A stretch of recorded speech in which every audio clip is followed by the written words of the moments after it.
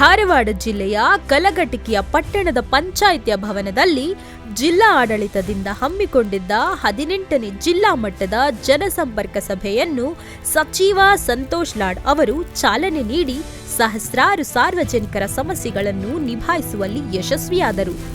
ಧಾರವಾಡ ಜಿಲ್ಲಾ ಉಸ್ತುವಾರಿ ಮುಖ್ಯಮಂತ್ರಿಗಳಾದ ಸಚಿವರಾದ ಲಾಡ್ ಅವರು ಜೀವನದಲ್ಲಿ ನೊಂದು ಬೆಂದವರ ಆಪದ್ಬಾಂಧವರಾಗಿ ಬಡವರ ಕಷ್ಟಗಳಲ್ಲಿ ಭಾಗಿಯಾಗುವ ಸಂತೋಷ್ ಲಾಡ್ ಜಿಲ್ಲಾ ಮಟ್ಟದ ಜನತಾ ದರ್ಶನದ ಸಂದರ್ಶನದಲ್ಲಿ ಅನೇಕರು ಕಲಘಟಗಿ ಪಟ್ಟಣದ ಸರ್ಕಾರಿ ಅಧಿಕಾರಿಗಳ ಮೇಲೆ ದೂರಿನ ಸುರಿಮಳೆಯನ್ನೇ ಹರಿಸಿದರು.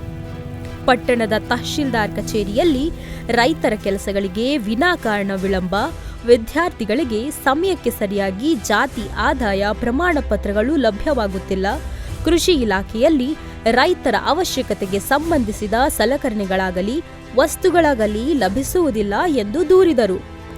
ಆವಾಗ ಗರಂ ಆದ ಸಚಿವ ಸಂತೋಷ್ ಲಾಡ್ ಅವರು ಕಂದಾಯ ಇಲಾಖೆಯ ಅಧಿಕಾರಿಗಳನ್ನು ಹಾಗೂ ನಿರೀಕ್ಷಕರನ್ನು ಸ್ಥಳದಲ್ಲಿಯೇ ತರಾಟೆ ತೆಗೆದುಕೊಂಡು ಇನ್ನು ಮುಂದೆ ಸರ್ಕಾರಿ ಕಡತಗಳನ್ನು ಸಮರ್ಪಕವಾಗಿ ನಿರ್ವಹಿಸದಿದ್ದರೆ ಶಿಸ್ತು ಕ್ರಮ ಕೈಗೊಳ್ಳುವುದಾಗಿ ಎಚ್ಚರಿಸಿದರಲ್ಲದೆ ಕಚೇರಿಗೆ ಬರುವ ಸಾರ್ವಜನಿಕರನ್ನು ಗೌರವದಿಂದ ಕಾಣುವಂತೆ ತಹಶೀಲ್ದಾರ್ ಕಚೇರಿಯ ಅಧಿಕಾರಿಗಳಿಗೆ ಎಚ್ಚರಿಕೆ ಗಂಟೆಯನ್ನು ನೀಡಿದರು. ಒಟ್ಟಾರೆ 378 ಅರ್ಜಿಗಳು ಜನತಾ ದರ್ಶನದಲ್ಲಿ ಸಲ್ಲಿಕೆಯಾಗಿದ್ದು, ಇದರಲ್ಲಿ 50% ಸ್ಥಳದಲ್ಲಿಯೇ ಸಚಿವ ಲಾಡ್ ಬಗೆಹರಿಸಿದ್ದು ವಿಶೇಷವಾಗಿತ್ತು.